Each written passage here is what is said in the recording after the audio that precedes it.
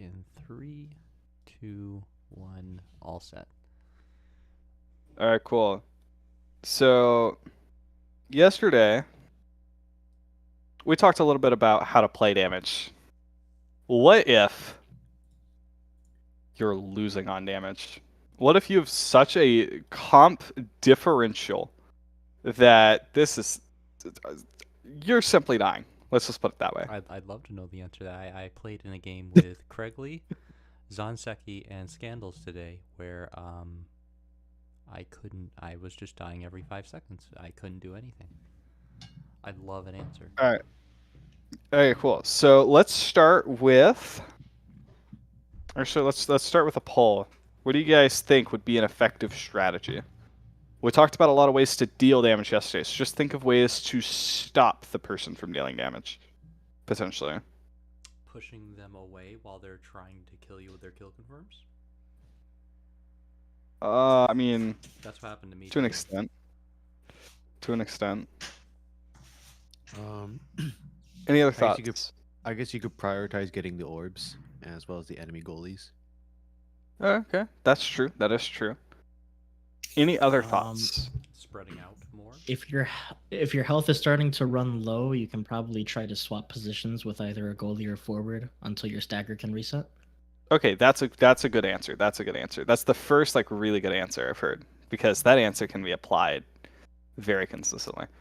So let's start first, touching back a little bit on what we were talking about last time. Does anyone remember what I said about stagger and how you should spread out your ability cooldowns to hit them every 3 seconds or so? Yeah. Yes. Okay, cool. So what then, from that, can we determine is at least one good method of kind of preventing damage from stacking on you?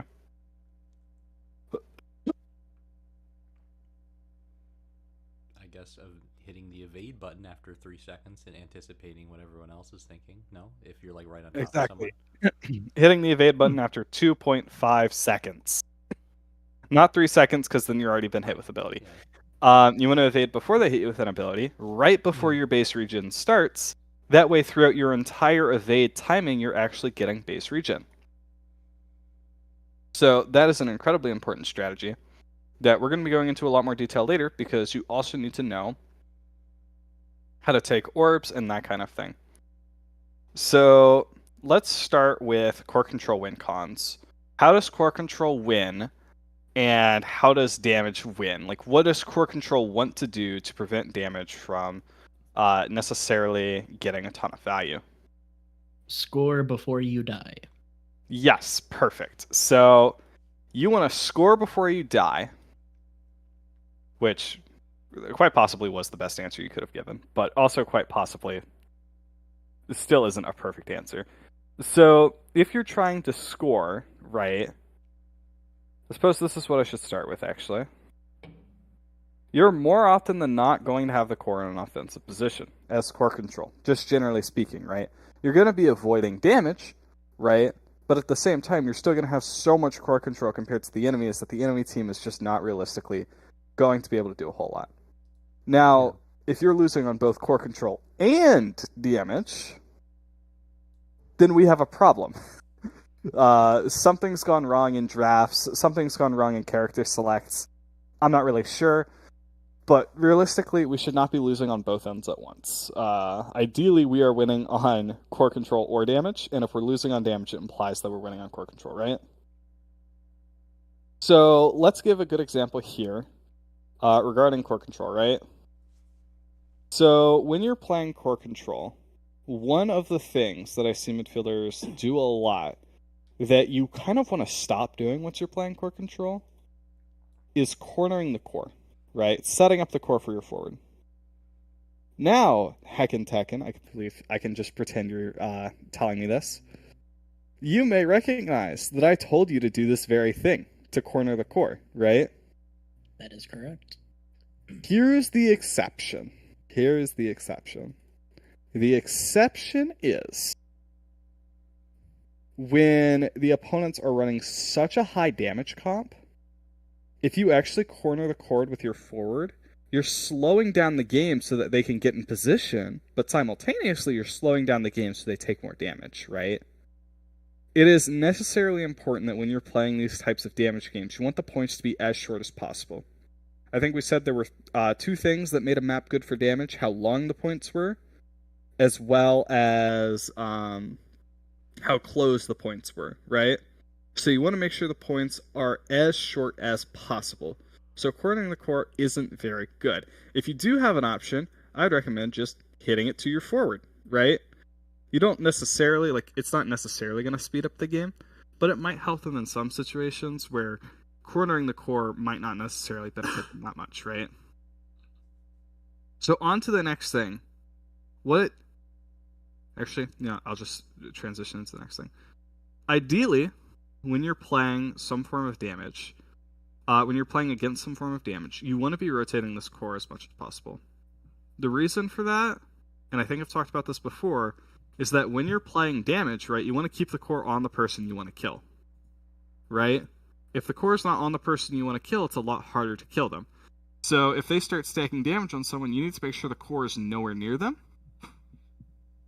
That way the enemy is burning abilities into something that is not relevant at all to the game that is being played, right? Does anyone have any questions so far? I know this one's been a little bit harder to follow. That's because a lot of it is touching back up on what we discussed yesterday. Sure. Just to make sure I'm following, could you define what it means to rotate the core? Is that like just passing amongst yourselves? Almost. So what I really mean by rotate the core is I really want you to cross this middle line with the core as much as possible. Oh, are you screen sharing? Are you sharing your screen? Yeah. Oh, wait, shoot, I'm not. You're right. You're not. That would explain a lot. So cross this middle line as much as possible. Also cross this line as much as possible. When you're rotating the core, your goal should be to keep the core on someone on your team for as least time as possible. Ideally, you want everyone to have exactly 1/3 of the core time, right? And then once someone's taken damage, you want them to have slightly less. Until they're really low and they start backing up and the enemy starts chasing them, right? Let's say they're getting chased. Now you want them to be 0%. And you just want to keep the core in another quadrant. So ideally what we're doing here is we're trying to keep the core in a different quadrant as much as possible and on a different person as much as possible. That way, when they use an ability for core control, and the core just goes back to the other side, and they use another ability for core control, that damage isn't stacked up onto one person. One person's already healing it, and the other person has taken less damage than they would have normally, right? Right. So that's one of the big things for playing against core control, right? Core control very much wants to keep the core in corners. Damage very much wants to keep the core in corners, right? Because if they keep the core in this corner for the longest, what ends up happening is your forward ends up dead, right? I should probably make these guys look red just so they're clear.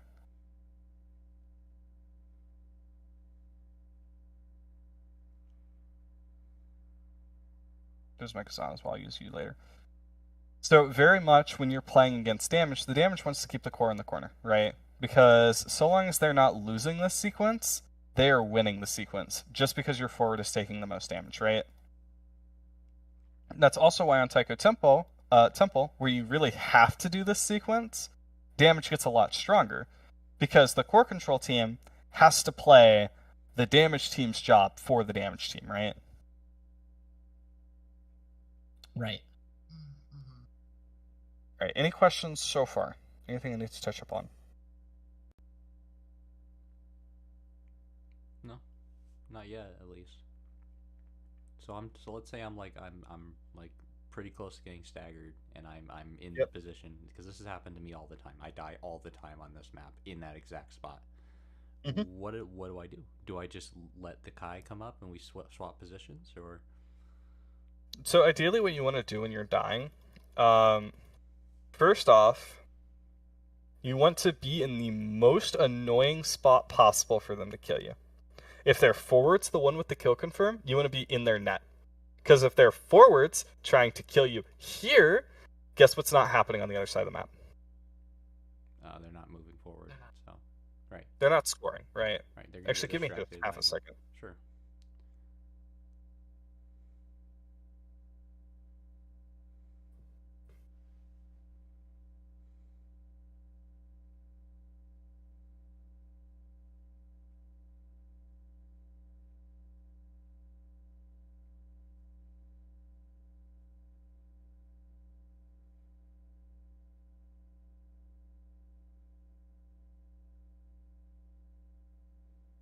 It makes a lot of sense. Playing the enemy corners instead of your own is smart. Yeah, it does. But you aren't doing anything in the meantime, though. That's the thing. You are out of the way and you're not participating. But I guess that's just better than dying, so it's fine. Yeah. I mean, Yeah, I and think they have more. to I come think more back to kill importantly, you. I don't know if Kazan is the Sorry perfect about that. example because his hook might still get you, but you are wasting the Finny here might choose to try to waste an ability on you instead of the core as well. Oh yeah, that is also true. Sometimes they'll use abilities on you. So, if their forward is the one with kill confirm, and you just don't want to go to this position, or maybe you want to survive it, right? Because necessarily, once you know you're going to die, like once you're staggered, you know you're going to die, right? But if you're trying to survive it, right, get as much speed as possible, evade every 2.5 seconds, that way you actually regen your stagger properly, and evade on top of orbs, that way they can't hit you for a ton of damage when you're standing still. Those are the biggest things you can do to survive while staggered. The other thing you can do is if you hide on your goalie's side, you can actually sometimes potentially actually turn the damage if he is just sitting here not really doing much. The only problem is that they're also probably turning the damage at the same time. So the biggest ideas when it comes to avoiding damage is to avoid letting someone get staggered in the first place, right? Because once someone is staggered, realistically, keeping them alive is not very consistent, right? There are things you can do to make it more likely that they live, but overall, if they are in a staggered position in the first place, you've already kind of lost the damage. So your goal is to keep them unstaggered for as long as possible, and ideally you want to score before they get staggered, right? Mm-hmm. The first method we can do that is by passing it back and forth, keeping it in different quadrants as much as possible.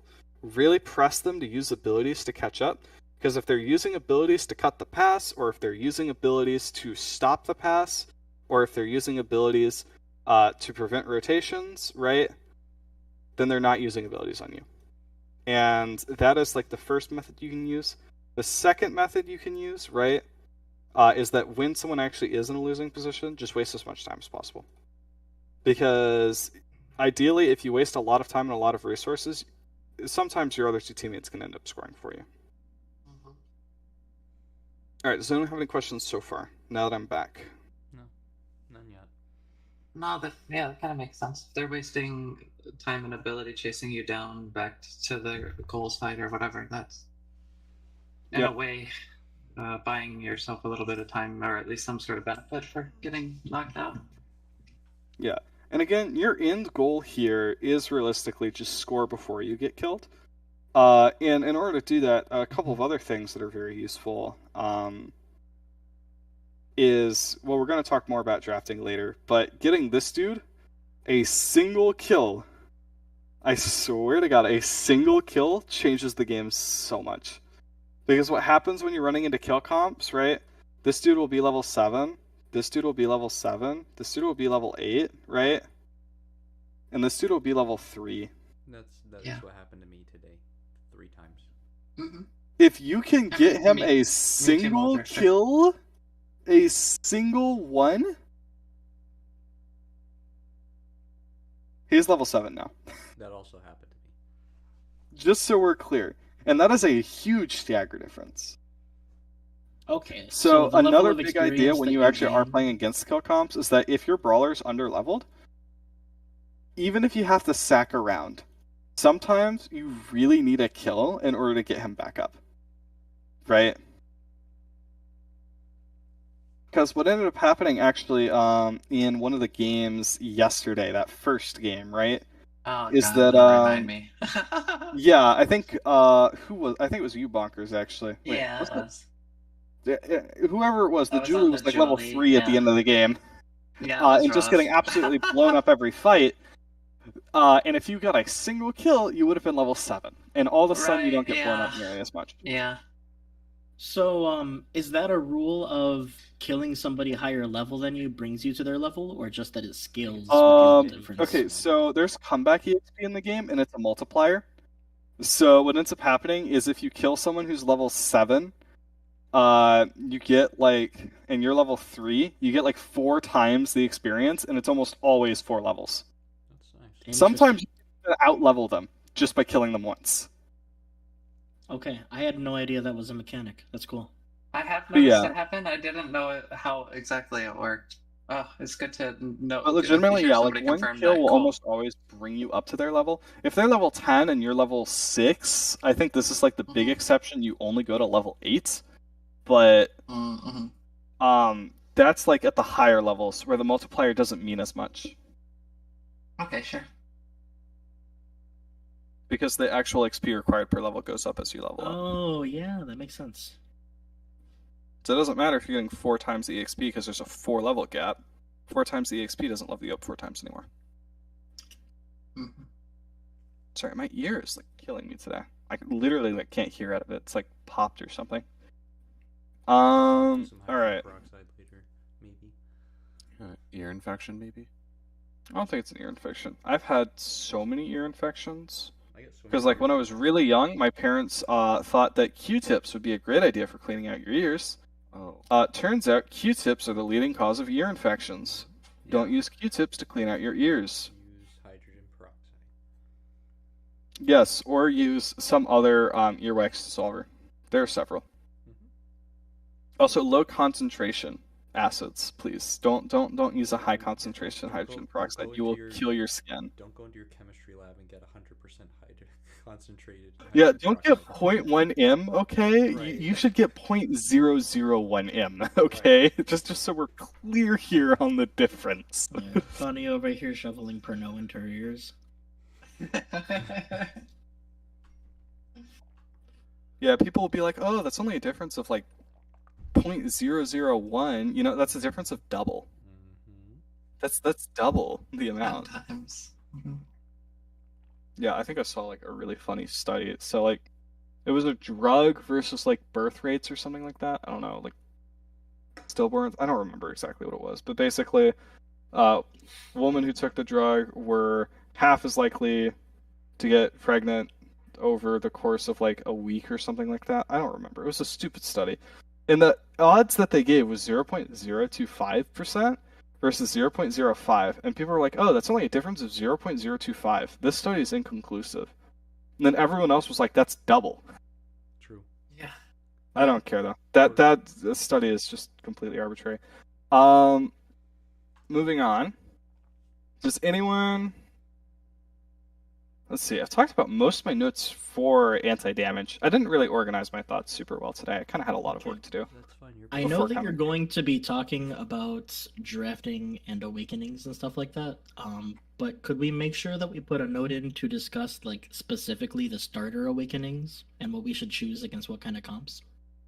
Okay, yeah. Like, yeah, when let's is move Vicious on Vambrace to... like the move is what I'd like to like start to understand. Alright, let's move on to awakenings a little bit. Do people pick Vambrace? Is that a thing? Vambrace? Yeah, I not take really. it. I mean, it is a thing. I've never So- taken Vambrace in my entire life. Like, not even once. Here's the thing, though. Here's the thing, alright? I'll try to get Appa to pick Vambrace because it's like, Appa.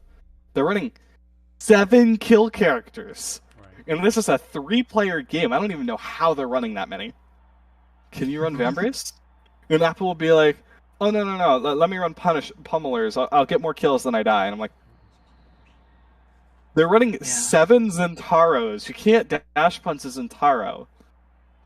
And he'll be like, yeah, but at least gives me a chance to kill them before I die. Whereas running Vambrace, I'm gonna die either way. I might as well get the chance. Typical I feel Julie that, players, yeah. man. I swear. And- That's I'm the same. To be honest, he made a pretty compelling I took argument. By the way, Vambraces don't the look other at this day. play 25 competitive matches. I've definitely done that this season, guys. I mean, look at this. Yeah. Guys, I played a lot this season, okay? Hacks, total hacks. I didn't actually skip those levels, what? What? Yo, I just that's took your money and said mean! nah. That is insane. Oh, I wasn't even at that level in the first place. Whoops. Debated. Wait, was I? No, I was! What? It just took my money! What the heck? Rip. What do I do You better- now? I You don't have better go money tell yet. Eddie Aesop to pay up. I mean, I can show him the clip if you want. You can get a refund. We do have it. No, I have the money back now. Let me try it again. No, I lost the money again. I don't. No, now I don't have the money at all. Hold on. Give it a second. Okay. What? I mean, don't. It's not gonna do anything. No, I'm pretty sure you didn't have the levels and you bought them. You just did. No, I don't think I'm buying anything. Sometimes. As you can see by the fact that nothing is being purchased. Alright, so here's what's gonna happen. If you restart the game right now, you're gonna have it all. Right. That's what Oh. happens. Yeah. That's facts. That's facts. The same thing happens when you go to apply one of your affinity tokens to a character. It doesn't actually. Oh shoot, you're right. So I think it's the same thing. They never. Feature you're using is trying to use a network resource that is unavailable. Click OK to try again, or enter an alternative path to a folder containing the installation package VC runtime minimum x24 MSI in the box below. Just hit cancel. No. I don't know what the hell that is. Yeah, Interesting. I know what it is. It's because I killed a Steam client web helper once and just straight up shot it until it was dead. They didn't like Because it. Steam client web helper, by the way, the only thing it does is the Steam overlay. And I don't need That's the so Steam annoying. overlay. Yeah.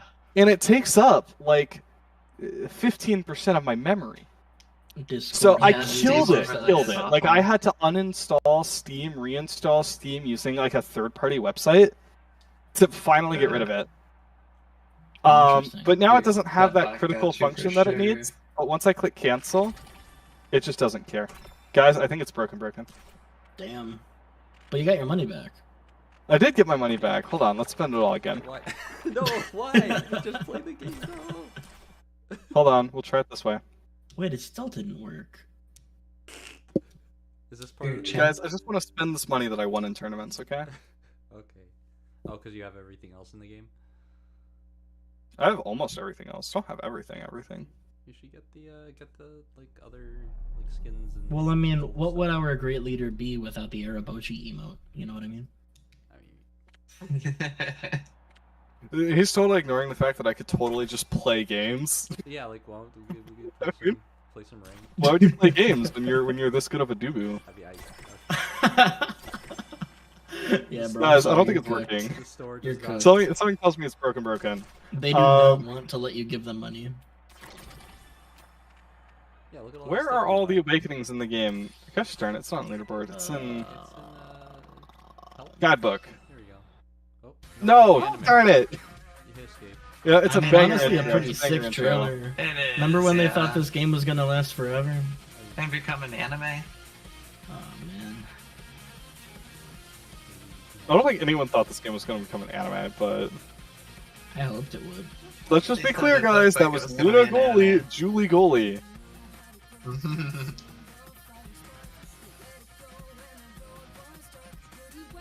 That was Asher Goalie. Never mind. Basically.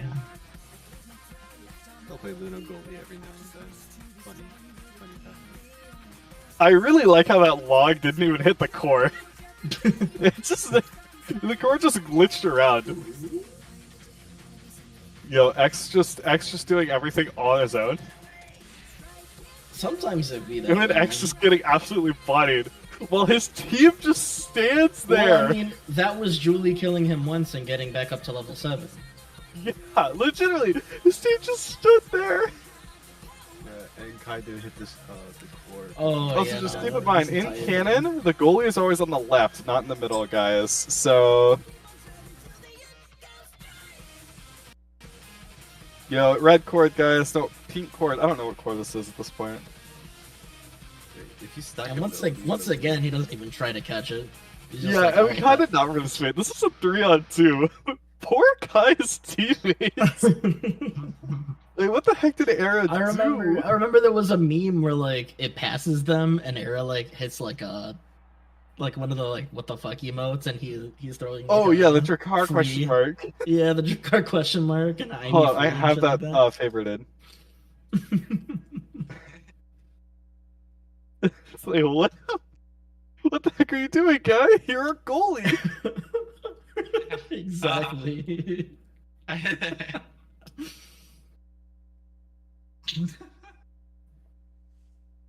All right.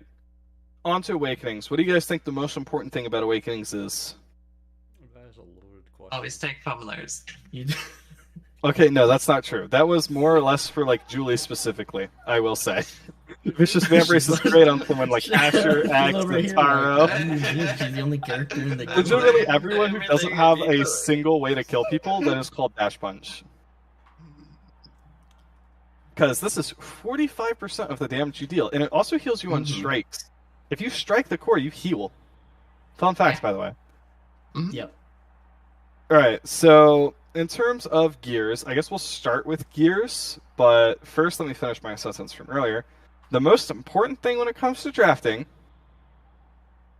are these things. Exodias. Just to give you a list of the Exodias. Orb Replicator, Orb Dancer, or Ponder. All 4 sparks. Oh, hold on. Can you go over Orb Replicator again for me? Orb Replicator, or tooltip Ponder, is or not Dancer.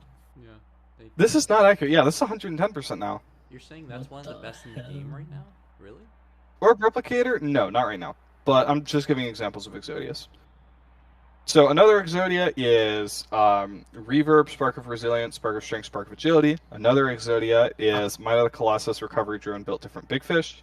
Another Exodia is Among Titans, Fighter Flight, some other Speed Awakenings, I'm sure. Spark of Agility, I guess. Glass Cannon?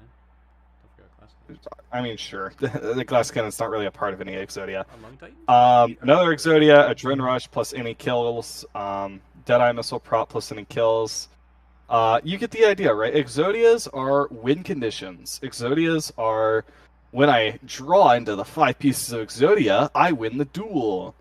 Exodias are something where if you manage to get your Exodia fully completed, you win the game.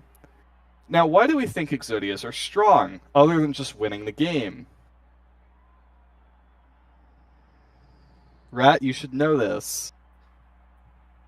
Oh, sorry. I wasn't Oh, paying attention. it forces counter picks. Yes, it does force counter picks.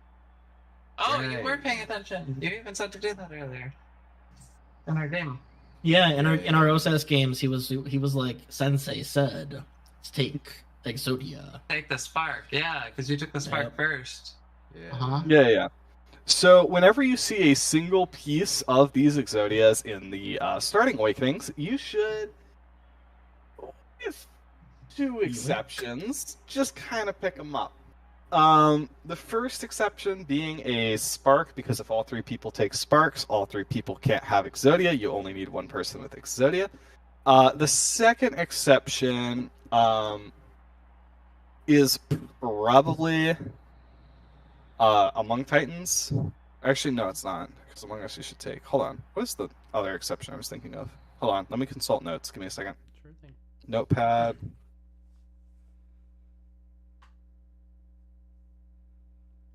Oh, the other exception is damage, because not all characters benefit from certain awakenings. I digress. That, at 1 point. There was only 1 point. Ignore the sparks. Moving on. So, Exodias are what you're playing for. So, ideally, who do you think on your team should be going for the Exodias most of the time? Not all the time, but most of the time. You're forward. Okay, why do you think the forward should go for it?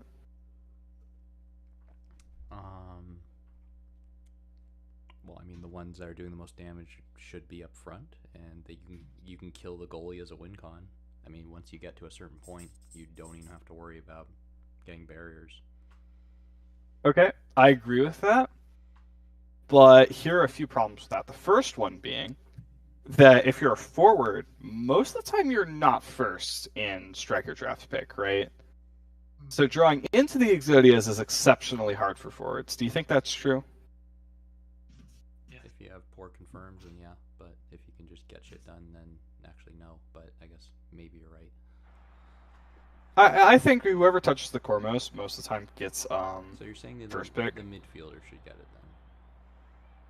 Close. The goalie? So The goalie? Really? Okay. it depends a tiny bit. And here's what it depends on. It depends on who the melee character is, right? Who likes touching the core the most, right? Dubu or Aimi? Probably Dubu. Dubu likes touching the core because Dubu's melee range. Dubu has to be aggressive. He has to be the one touching the core in order to get value out of it, right? Sure. Whereas Aimi is a blink character. Aimi's a ranged character. Right. So oftentimes the characters that you'll see who get the most value out of these Awakening drafts are the characters who go first. And most often, that's going to be your Dubu, your Atlas, your Rasmus, your Kazan, your Mako, kind of. Mako's kind of an exception, but your Mako as well to an extent. Your Octavia. Octavia is also kind of an exception that we'll get to in a bit. Your Era, and whoever else is really playing the core a ton, right? So sometimes that is your midfielder, even if you are playing a melee goalie. It depends on how the game is going and how your team does play. But for the most part, at least from what I've seen, a lot of the time it's the goalie who's going first in the striker draft selections. Now, it's a different story if you completely stomp them. If you completely stomp them, your forward's going first every time, right? Same with if you get completely stomped. If you get completely stomped, your goalie's probably going first, no matter what.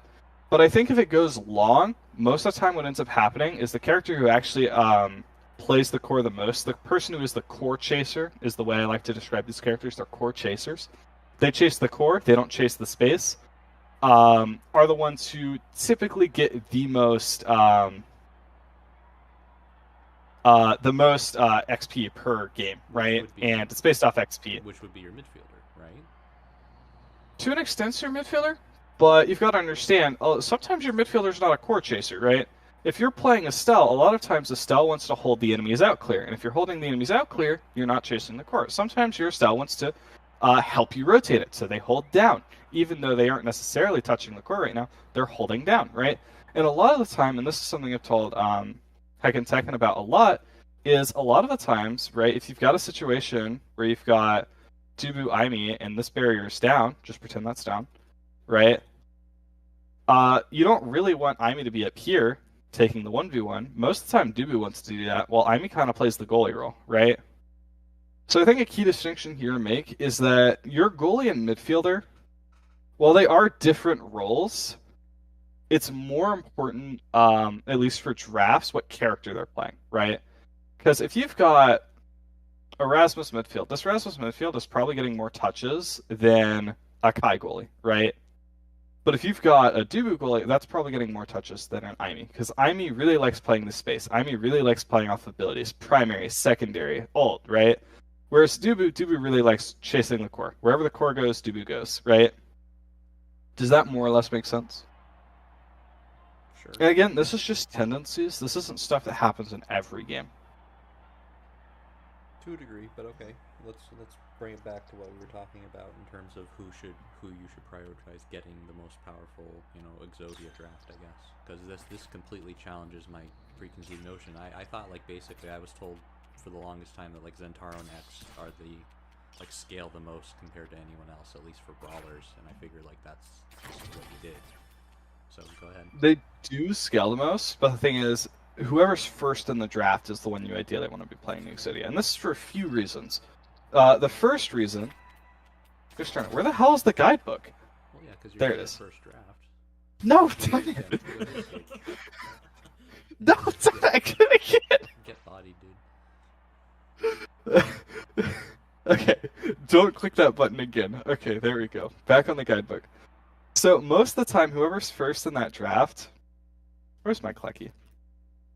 There's my Klecky.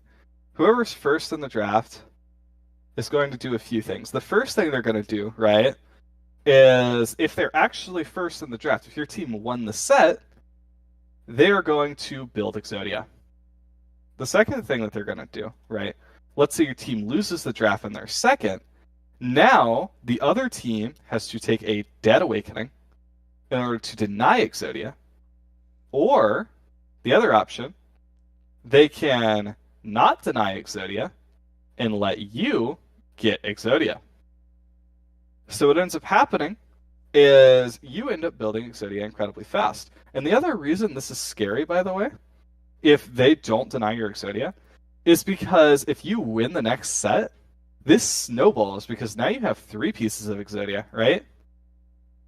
Now you have 3 pieces of Exodia. If they let you do this, they're in a really bad spot. Whereas if they took this, now you only have 2. Now they're in an okay spot. They're still in a bad spot. They still took a Dead Awakening, but it wasn't their best Dead Awakening. And the other thing is, right, you've got to understand, when we're talking about the core touchers being the ones who usually get the most EXP, the person who did the most on your team, realistically, is the person who's going to get MVP for the team. And that person's either going to be first or second. So if the person who is first is having to take a Dead Awakening, it significantly hurts their team, right? It actually hurts them a lot more than if the person who's third, who's a brawler, gets a Dead Awakening, right? Because could you imagine your goalie not being able to play the game? It would be absolutely horrible if you didn't have a goalie, right? If you didn't have a brawler, yeah, sure, you wouldn't win, but take you a while to lose, right? But if you don't have a goalie, it's very bad. If you don't have a midfielder or a goalie, it's very, very bad. So this sequence, where the first pick in the draft order generally runs the Exodia, is very strong. And generally speaking, you want that to be your melee character if you can. And a lot of times, your melee character might go second in the first draft compared to like your first character. But you might still want your goalie to grab it, just because consistently more of the time they might get more experience in the long run, right? And also, your midfielder might have like a really good awakening, and your goalie might not have a good one. So the second thing about who should run the Exodia is ideally you want the characters that are melee to run the Exodia. And really by this, I specifically am emphasizing the goalies, because the goalies more often than not are going to be the melee character on your team. The reason this is very important, I guess my one's still here, is that your melee characters, for the most part, kind of have the weakest Exodias to run off of that aren't like the global Exodias, right? Because if you think about it, where's the guidebook? Gosh darn it! Stop getting in my way, you stupid TV screen. Right, if you think about it, right, your midfielder, if they're playing someone like Aimee, they might get a lot of value out of Manu. They might get a lot of instant value out of Prime Time. They might get a lot of instant value out of Twin Drive, right? They might get a lot of, if it's a forward, they might get a lot of instant value out of Adrenaline Rush, or Size, or Super Surge, right? Versus the goalies, right? Name a goalie who benefits from Super Surge right now. Okay. Like a single one. Okay, that's melee. Oh, that's melee. Estelle goalie. Estelle's not melee. Melee. Oh, Vice- melee? oh, Yeah. Does Kai count as melee or no? Kai counts. Kai does not benefit that much from Super Surge. He benefits, I will admit, but you've got to understand, right? Kai, Dubu, Atlas, Mako, Asher. Those characters don't really have a lot of really strong one-pick awakenings that work really well for them, right? Yeah. A lot of the times, those characters have to choose between Prize Fighter, 1-2 Punch, Siege Machine, Castellass, Aerials, Explosive Entrance, Twin Drive, and while all of those awakenings might be really good on someone else, they're kind of mid on the melee characters. The melee characters are really looking for 2 things, right? Speed and cooldown reduction. And if they don't find those 2 things, they might as well go the Exodia anyway, right? So a lot of times the other reason you want your melee character to be on the Exodia is because they don't get a lot of value from the one-off awakenings, like Castellass or Siege Machine, or Monumentalist, or Adrenaline Rush, or Super Surge, or really any of the Dash awakenings, or any of the Size awakenings, right? They don't get a whole lot of value from so many of the awakenings in the game that it kind of makes more sense to have them just run the Exodia in the end, right? Or at least try to. Because then, even if you don't end up going the Exodia, right? Let's say your melee character goes first, and they pick up the Exodia, and then they're going 4th, so they lose it. And then they're going 5th, so they lose it, right? If you think about this, whoever else was going for that Exodia now lost a piece, right? So this actually does inhibit the other team as well. Any questions so far? Anything I should go over in more detail? Because I know this is a very, very technical topic, and it changes so much from game to game. I guess. I mean, I'm shocked that, like, so I guess in higher level games you're saying that the goalie basically always gets first pick generally. Generally speaking, I would say yeah. There are like certain situations where the midfielder will be doing it. I think it's better to distinguish those roles as the melee character and the non-melee character. And if you have 2 ranged characters, that's a different story. But as far as I'm aware, we're running Rat for the most part, and our other goalie is also mostly melee. So we're probably going to be running with a melee goalie. So yeah, I would say for our team, 100% that would be true pretty much every time. Is that those two are going to be getting first pick in the Awakening drafts the most often. And who are the melee goalies again? Asher, Dubu, Atlas, Asher, Rasmus, technically. Mako. Shoot, who else was it? Kai. It was Dubu, Asher. Hold on. Let me just look at my list of characters. sure. It was Dubu, Atlas, Asher, Mako. This dude. Why does Atlas count as a melee Kai. character? Because he likes being really close to the opponent when he uses his abilities. Oh, okay. Technically speaking, there's more nuance to it. Like, he wants to hit his primary as the opponent is about to touch the core. Yeah. That way, there's no chance for them to hit it around. But for the most part, this character doesn't really have any mobility in his toolkit, right? I get it now. I've And never the heard big that. thing you're seeing here between all these characters is they lack a lot of mobility. Right? They don't have any blinks, they don't have any jumps. They have to walk towards the core if they want to influence the core. They don't have a lot of range either, right? Okay. If you think about Dubu, he has to walk towards the core in order to influence the core, right? Think about Atlas, he has to walk towards the core in order to influence the core, right? Right, I get it now. Think about I've Asher, never- same thing, I've right? never heard the term melee goalie before, so pardon my ignorance. You can continue. Yeah, and then I thought- characters like these would, of course, if they want to influence the I core, thought they can melee dash or meant hit it from brawler, distance. like brawler goalie, and I got confused. All right. Oh, okay, yeah. So realistically, all I mean by melee is that they have to walk towards the core in order to influence the core. They can't jump, they can't dash, they can speed up, maybe, at best, but They don't have any blanks. they have very little influence, right? I guess So technically Finny would also be a melee goalie, but we're not counting that for obvious reasons. I have a question. So let's say end of first set, your goalie is first pick and builds Spark Exodia. Okay. Second set, your goalie is going again first, but you notice that they have like an X and extra special is on the board. But there is also another component to your Exodia with a Spark of Strength, for example. Do you value building Exodia or do you value countering Gigabyss? You would probably, so the way I think of that every single time is I think, would the enemies deny this from me if they had the opportunity to? And most of the time, if you're building Exodia, yes, they wouldn't take Gigabyss, they would take your Exodia away from you. So I think, yeah, most of the time, yeah, you should probably try and prioritize the Exodia. Because the Exodia, at the end of the day, it's a win con. That's your goal, right? So I'm going to go over a few different drafts here. Some of these I have not prepped, some of these I have. This is the first one, and I want you guys to tell me what you think should happen here. Oh, I wish I could see everything else. Did I hit tab at some point? I should have.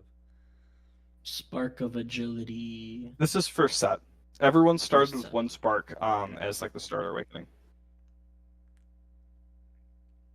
I mean, go So to- here, yeah. if Finny took Spark, Finny's probably going for their agility, correct?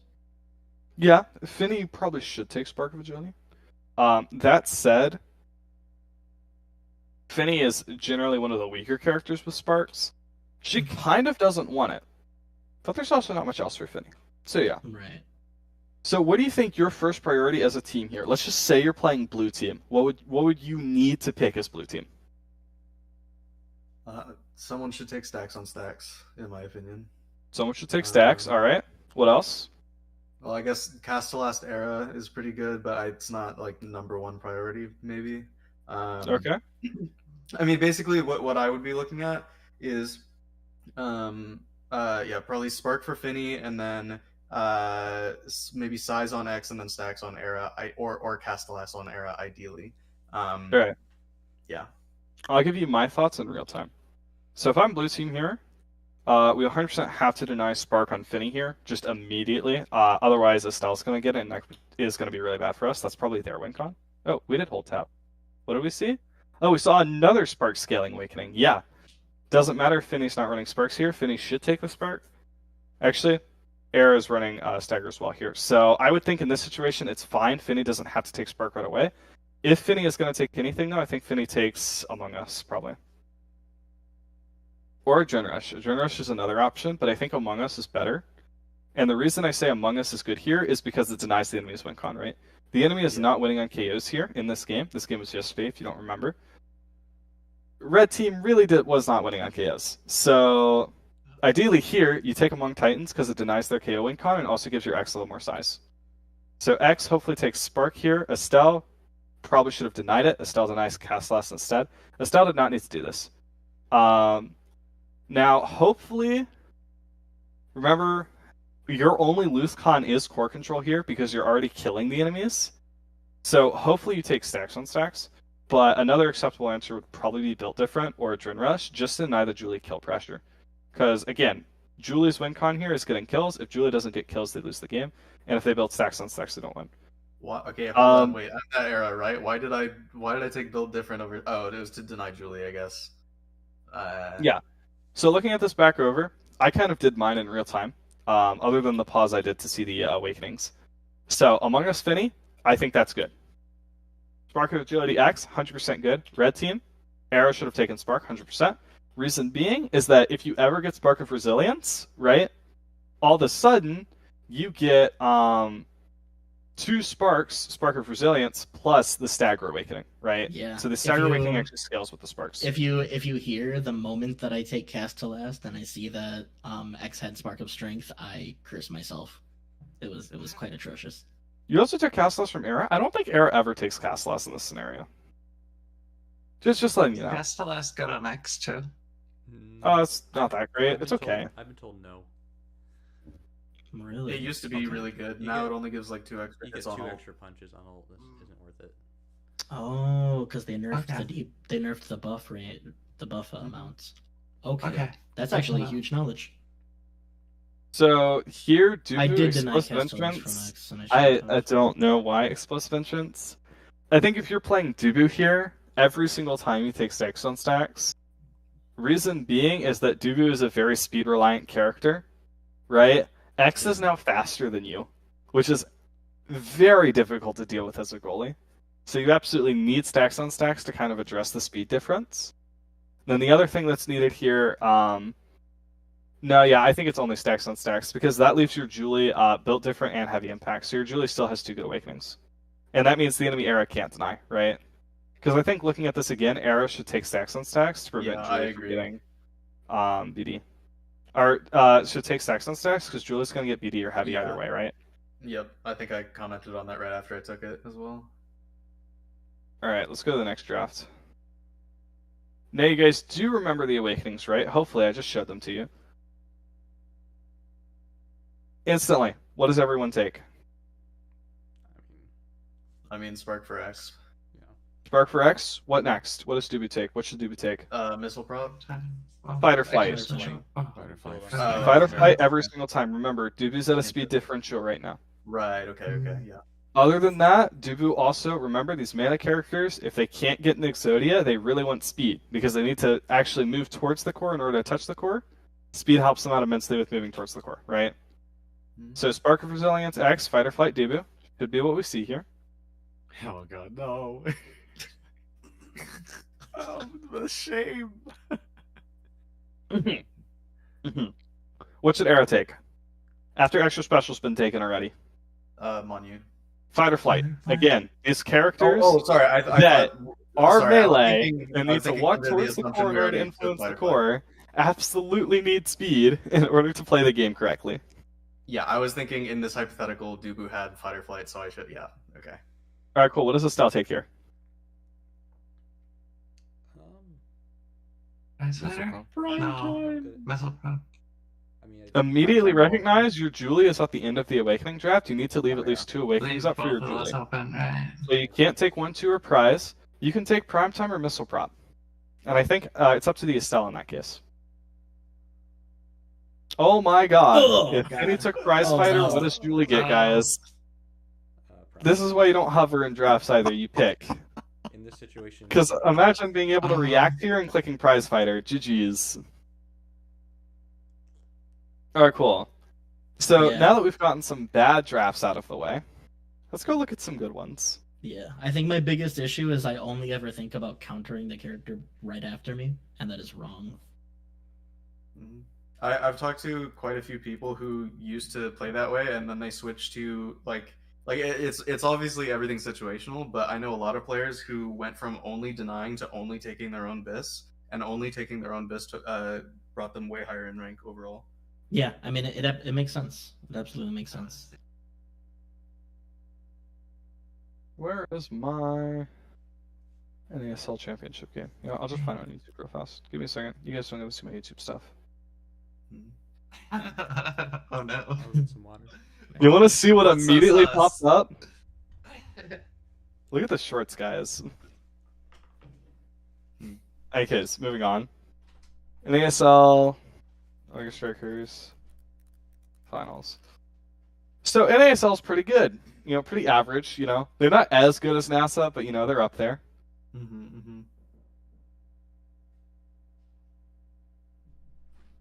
This is The finals is fun. I think he means. Here we go. The finals of the tournament. Hey. I knew that. So we're playing on Inky's Splash Zone. This is me. So, Hey. how do you think this draft should go? We have won the first set. Our Julie is God, picking this guy first. So old. I Yep, forgot this about is old. Fire Up Orb Dancer in the same fucking draft. That's so ill. Yep, this is old. Wait, so What do you guys are think we should take?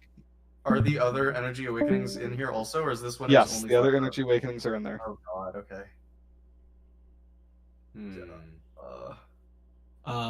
What awakenings we're starting? I don't Do you freaking know. Hold on, let me check. Yo, Lumos playing the game? That's crazy. They This like must never be showed great. it back in the day. It was really Yeah. annoying. Oh my god! Oh, my Oh. god. I mean, yeah. Oh, Right. seeing Guys, now, what should seeing Julie now what I take? do, What I feel should like Julie perhaps take? Fire Up. perhaps Julie is taking Fire Up. Guys, what do we think Julie should take in this spot? Yeah. Yeah, Fire Up seems good. Did you say Fire Up? Yeah. Okay, what does Amy take? Go. Extra special? Orb Dancer. It's the only other win con available, and they have to pray Orb Replicators in the next draft in order to have a chance at winning. Interesting, okay. Oh my god, the players sucked at this, Eli. You know what? Let me find a Yeah. better game. Where's the They finals? went with my strategy to try to win kickoff with extra special, but yeah. Where's finals? Where's finals? Is this finals? That's playoffs. So Exodia. I remember watching really all is of these just games. The be all end all. Oh, this one was a really good game. I liked this game. Back when Slot played the game. Wow. Oh, Gumi. Damn, he still plays the game. Oh my I- god. I The have definitely shininess. watched this game. This was one of the first games of Omega Strikers I ever watched before I even played the game. Alright, these are the Um, Awakening starts. So the Awakening starts was Stacks on Cooldown Stacks speed. and Streak. Diamond. Oh, I haven't seen streaking, bro.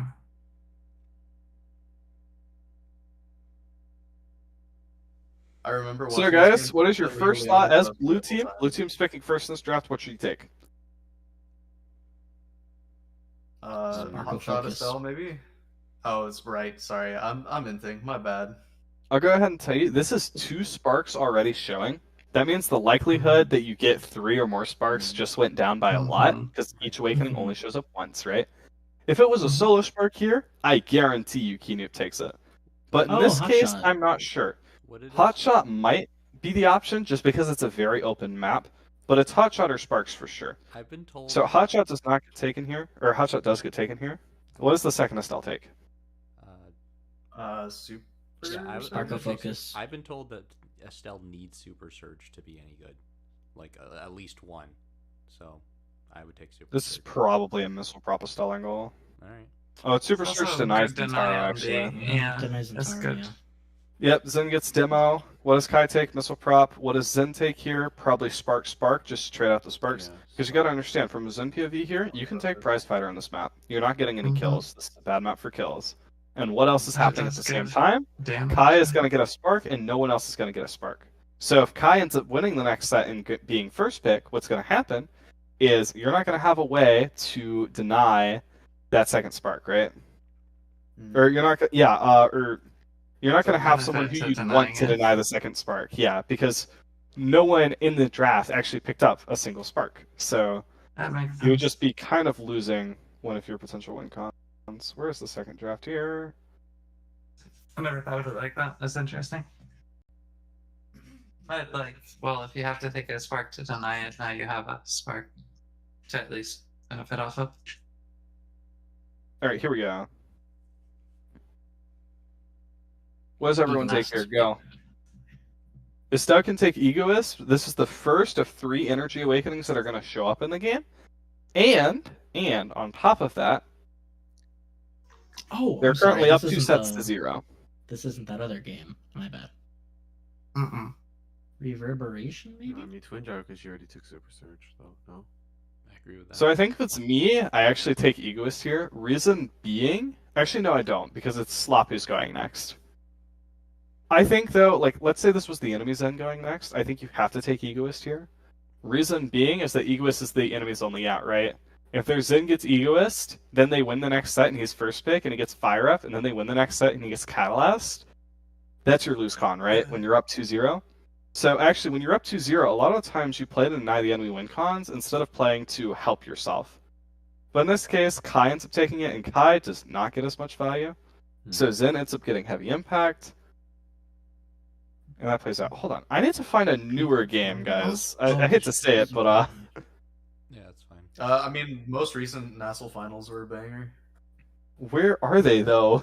Oh, if you go on the Besting Slot channel and then search Nassel, or actually no, literally just go to the Besting Slot page, like see the grand finals Raw versus Show. Actually, wait, that's a good one too. Raw versus Show. Okay, well, just click videos and then scroll down.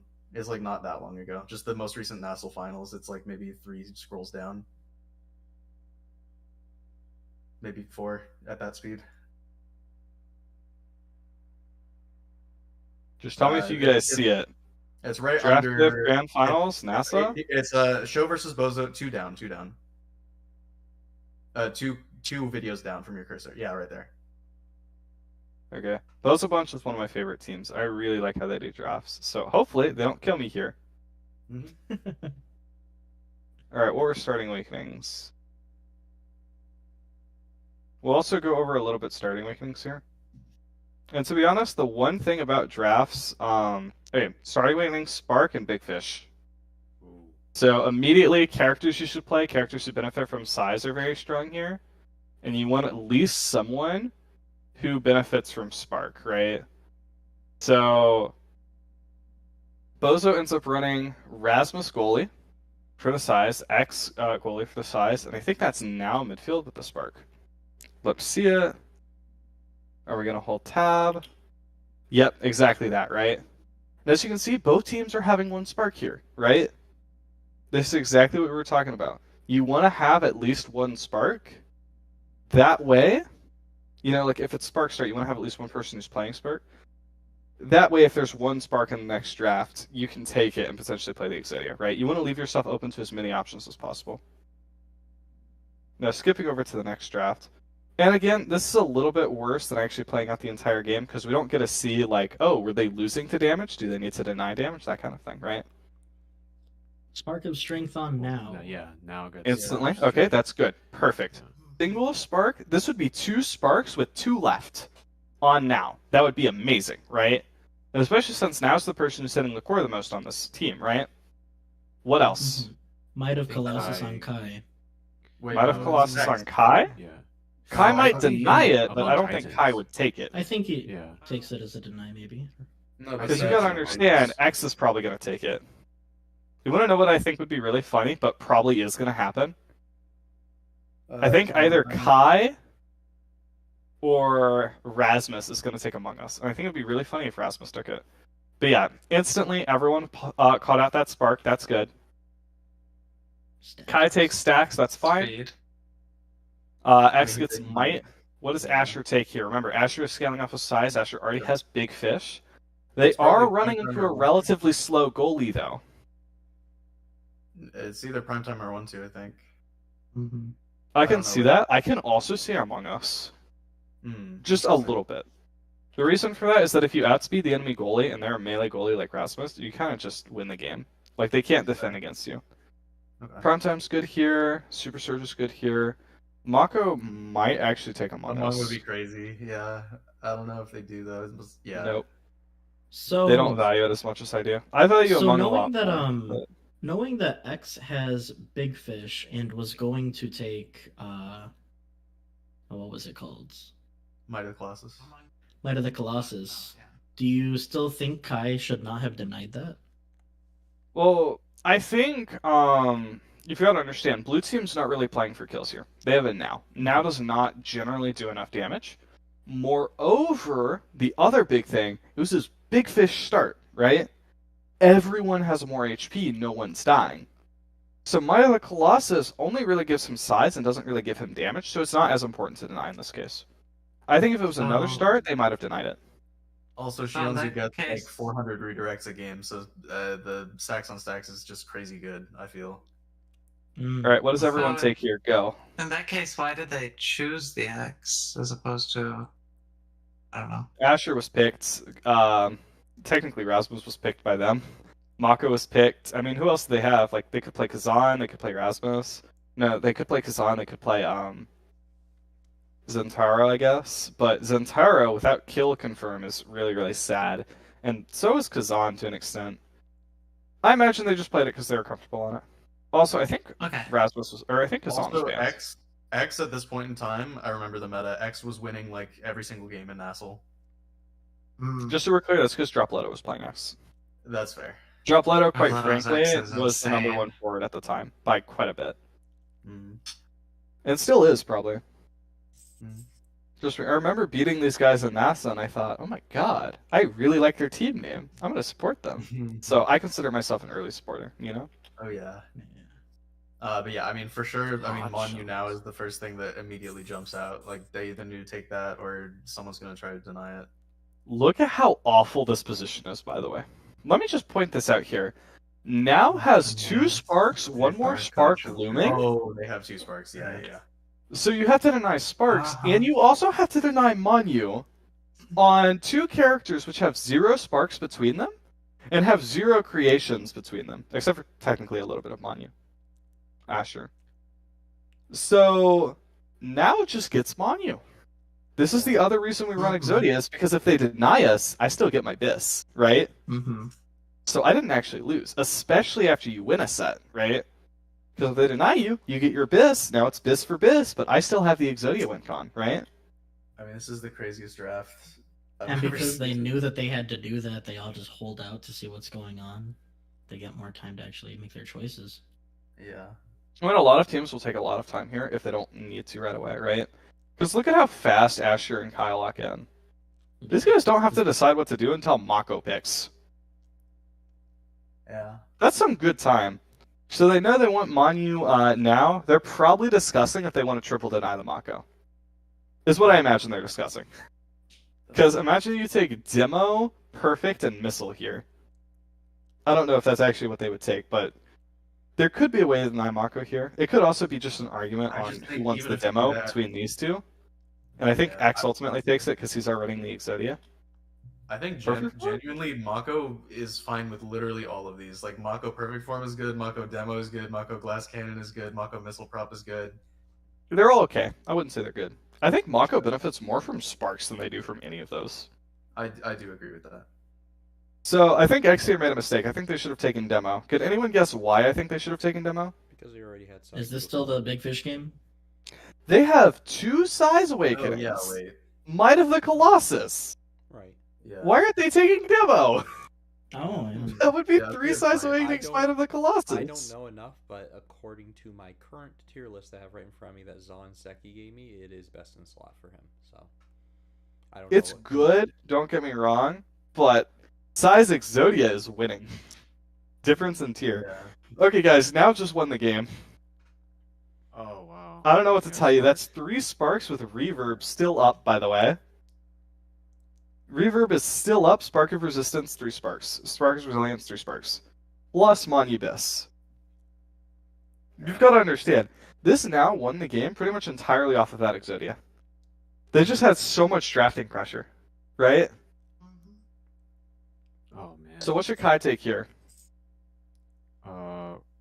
I think. That's so So you rough. take rapid fire anyway because he already has hot shot. Okay, the Is it- first thing is that it popped really out to me areas? was spec training. Yeah. Okay. Can that's anyone fair. think why I'm mentioning spec training here? Deny X, I guess. It's a Knight X, but it's also, remember, they're Kai losing can on snipe. core control right now. I don't know if you Right. guys can tell. I can tell because their levels are all really low. Right. And also, now just got the strongest core control awakenings ever. So you've got to start winning on kills. Spec training is really good at that. The other thing is, you also want to deny this X. This X knocking you off the map, if they start winning on kills too, you really lose the game, right? If the enemy is winning on kills, and they're also winning on core control, you've lost. Right. So spec immediately pops out to me. The second thing that pops out to me is stagger swagger, just for some speed. Right. The third thing that pops out to me is rapid fire. I think there's a chance he takes rapid fire just to find kills, but I don't think it works as well. Yeah, as you can see, prioritizes speed over rapid fire. And I think I do as well. I think if I'm playing Kai or if I'm playing Dubu, I don't care about rapid fire. I kind of want the 8% speed from stagger swagger, or whatever it is now. Yeah. 5 now. Maybe that previous game he was also getting like absolutely bullied. Yeah, we don't Yeah. see Well, also, yeah, it's 5% now. I think it was 10% at this time. I'm pretty sure. That's insane. Yeah, even at It's 5%, it's still really strong. Yeah. It's a lot of speed. It's not a super ton amount, but it's a good amount of speed. It's a little. And then everything else here is just biz picks at the end. Yeah, and then you'll see the game doesn't quite go the way that one might expect. Peak performance now is up. Hello guys, peak performance now. 3 sparks peak. I think that's the weakest build they could have made. What do you think Kai should take here? peak. Fight or flight? I was gonna say fight or flight. Yeah. Every time it's fight or flight, I think. Yeah, And then Asher Rose can was deny like, peak. Okay, Oh, I guess wait, this which is one at fine. one size actually? I guess probably X one size. So Rasmus takes. Oh well, fight or flight here because it's not taken. Maybe I think. I think in every world, Kai should have taken fight or flight. I'm just being clear here. X is going to take Catalyst. Probably, just because flips into a defensive goalie are really, really strong. Rasmus is going to take Built Different. Asher's going to take Fight or Flight. Now is going to take Heavy Impact or Twin Drive. Probably Heavy Impact. I don't know why they let Asher get Catalyst. Yeah, that's wild. I mean, like, why are we letting them get a win con? Like, what? Built Different, hello? Surely- Hello? Hello? Hello? Wake up! Get back from the bathroom, finally. Maybe they hovered fight or flight and then their ex took it from them. Yeah, now ends up losing that game, by the way. It's fucking crazy. Now with 3 sparks and freaking forcing 3 enemies to pick Bad Awakenings, losing is crazy to me. Can you It's imagine the genuinely- advantage they had there? It's genuinely the, like, Shianzu has the craziest fucking performance of all time. He just plays out of his goddamn mind. Oh yeah, Shianzu was on my team for a while as well. Fun fact. Shianzu was one of the many midfielders on chatting. There was like 7 of them, so I forget their names. For There was sure. Alexander the 14th. There was I'm sure there were others. Oh, I that's played really in one cool. weekly with Shianzu. I think there might have been Forgot. Might have been.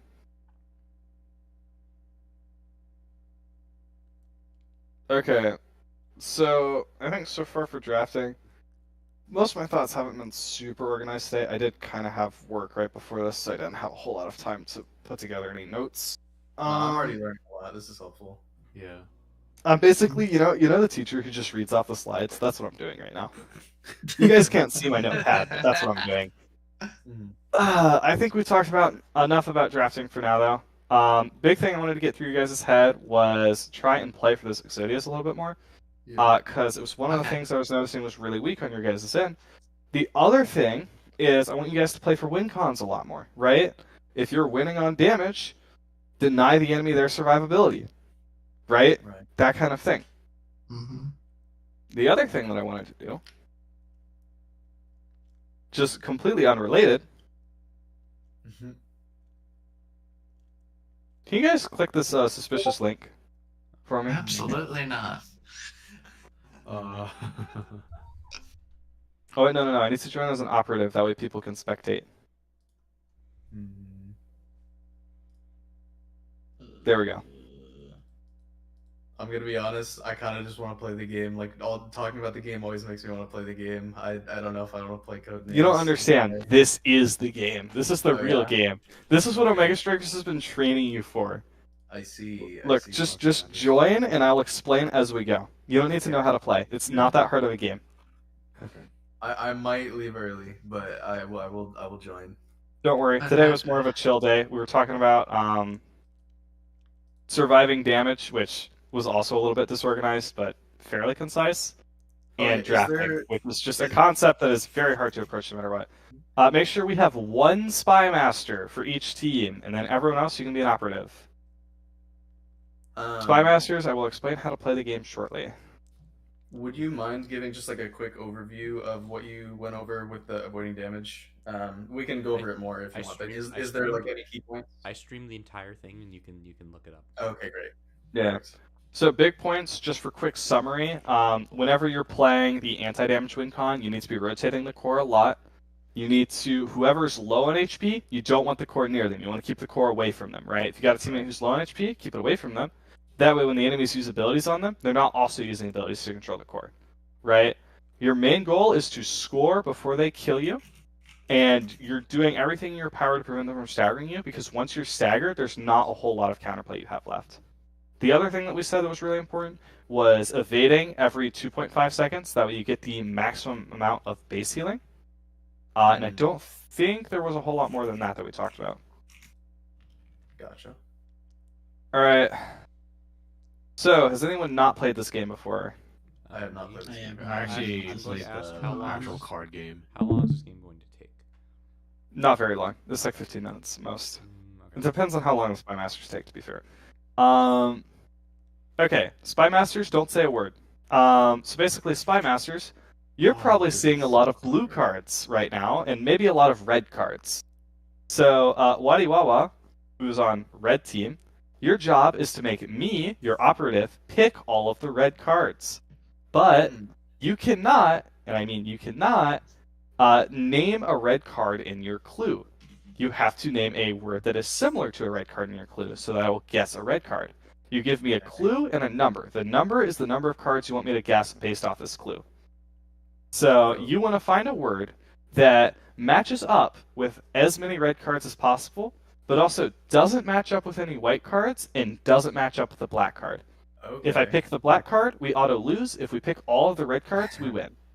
Okay. And I believe it's Interesting. Blue's turn to go first. So, Muldrifter, Mhm. give your team a clue to try and get them to guess as many blue cards as possible without having them guess a single white or black card. So If they what guess do a white do card, on it's their fine, end? but if they guess a black card, they lose. So do they just have a list of all the things without the colors on their end? Yeah. Yeah, we just see, like, yeah. here, I'll show you my screen, because I'm not Spy Master. Give me This a is second. what it looks like to me. Got it. Okay. Alright, Muldrifter, go ahead and give your clue. Yeah, I need to think about what the. Trust me, it's going to be hard. Also, you're only allowed to say one word, Yeah, no. I but get if it. you have to say 2 words for something like perfect form, don't worry about it. Or if it's one idea.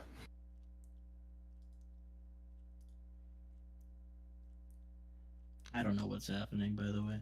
I'm not trying to mess up. Don't worry, Muldrifter's trying to give you guys a clue right now. And once he gives you a clue, you're going to have to figure out what words are similar to his clue, and then you're going to have to click on them. Alright. So if he gives you, for example, let's say he gives you cool 2, right? And you pick Runa and Mako, because those are the coolest characters, right?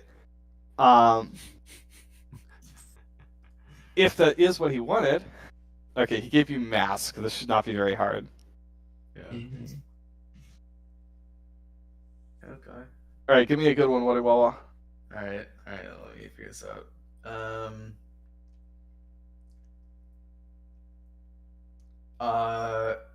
What I was gonna. It's all the things I'm thinking are 2 words. It's like kind of one idea, but not really. So it feels like cheating. Okay, hold on. Okay, so each word can't refer to a different word. So the easiest way to think about it, right? Let's say you said Atlas's pond, right? And you wanted Atlas to relate to Atlas Lab, and you wanted pond to relate to, I don't know, Orb Replicator, right? You couldn't do that, right? Okay. But what you could do, if it was Atlas Pond, and it was solely because you wanted me to pick Atlas Lab, it would be fine. Okay. So long as you weren't trying to do 2 different words with 2 different words, right? Okay, I'm just gonna do this, and then you can tell me afterwards if it's cheating. It's gonna be like V6, and so it'll be like, oh, it's all the V's, all the words that have a V in them. For sure. Okay, let me figure out the number. How many cards do you want me to guess based off your clue? Yeah, that's what I'm trying to figure out right now, because this applies to multiple.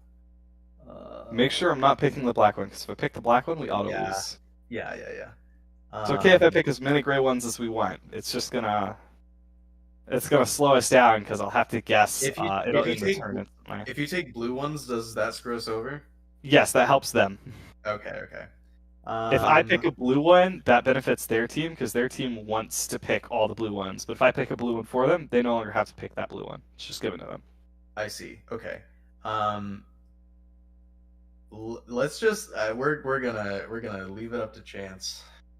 Zentaro takes aerials for sure, heavy impact for sure, orb replicator for sure, mag souls 100%, perfect form for sure. Let's see, what do I actually want? Perfect form. He does take stacks on stacks, but I don't think you'd say Zentaro then. Maybe you would, but I don't think so. I think it's less likely. Let's see, what else does Zentaro take? It does take Stagger Swagger an awful lot. Heavy Impact's a big one. Heavy Impact's probably what he wants us to pick.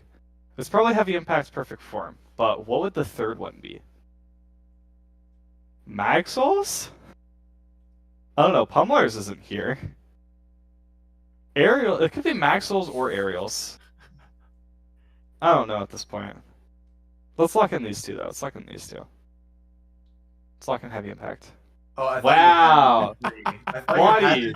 No, listen. I thought you had to do 3, so I knew we would get 2 and then lose the heavy impact. That's what I thought. Oh, no. So, I mean, we'll be able to gather those 2 next time, though. That's the thing.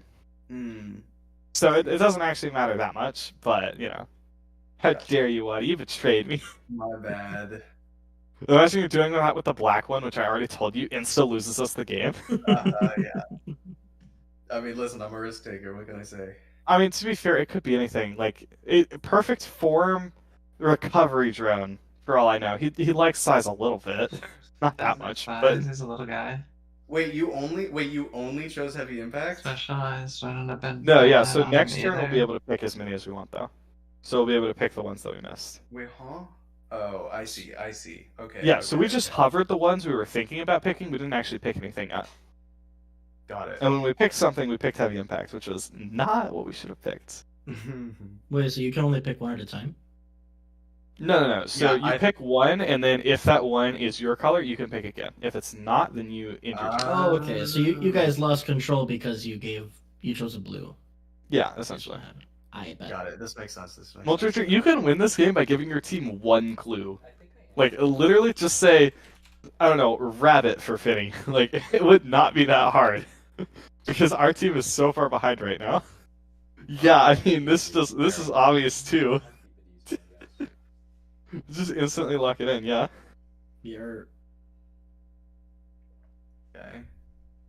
So I guess I should do a different clue, and you'll just keep the previous one in mind. Yeah, we'll keep the previous one in mind for sure. Yeah. Okay.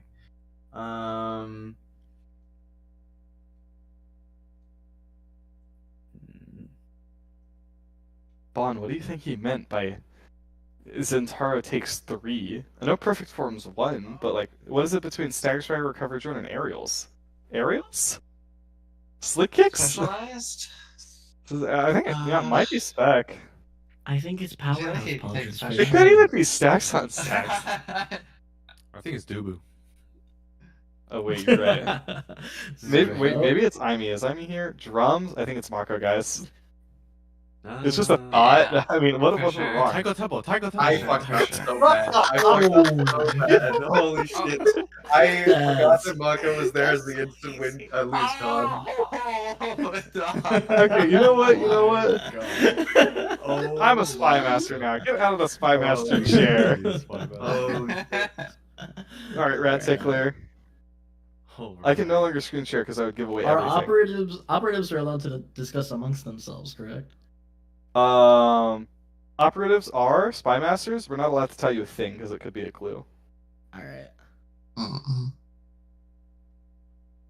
Okay. Alright, Oh my Mr. Tickler. god, I got bring it the on. easiest layup of all time. Oh man. I need to check what the name is though.